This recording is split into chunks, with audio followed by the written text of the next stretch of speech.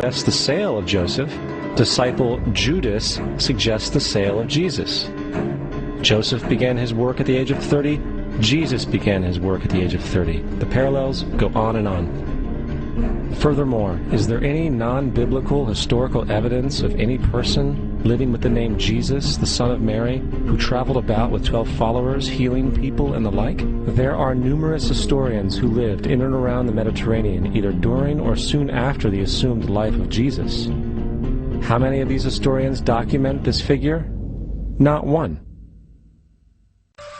You would think that a guy who rose from the dead and ascended into heaven for all eyes to see and performed the wealth of miracles acclaimed to him would have made it into the historical record.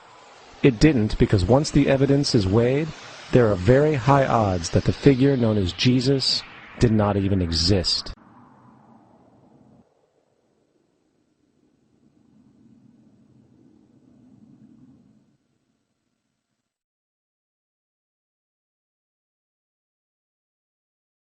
We don't want to be unkind, but we want to be factual. We don't want to cause hurt feelings, but we want to be academically correct in what we understand and know to be true. Christianity just is not based on truth.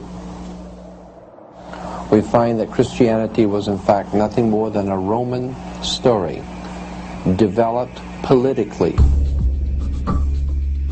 The reality is, Jesus was the solar deity of the Gnostic Christian sect, and like all other pagan gods, he was a mythical figure.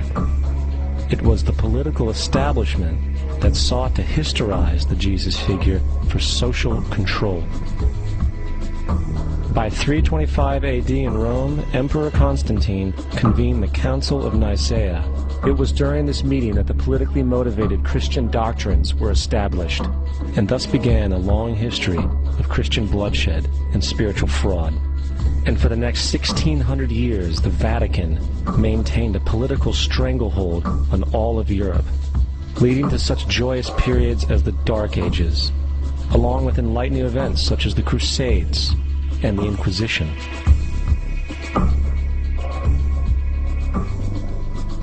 Christianity, along with all other theistic belief systems, is the fraud of the age. It serves to detach the species from the natural world, and likewise each other. The religious myth is the most powerful device ever created, and serves as the psychological soil upon which other myths can flourish.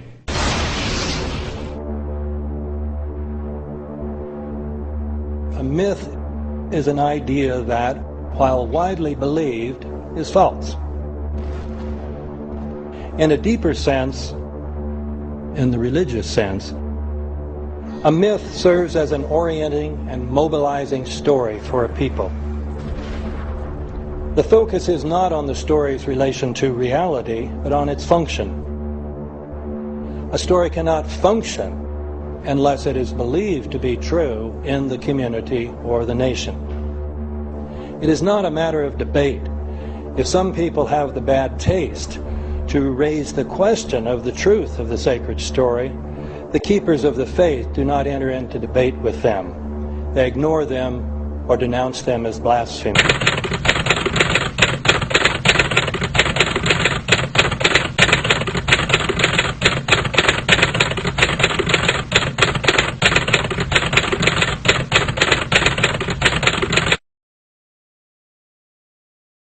يا أيها الناس قد جاءكم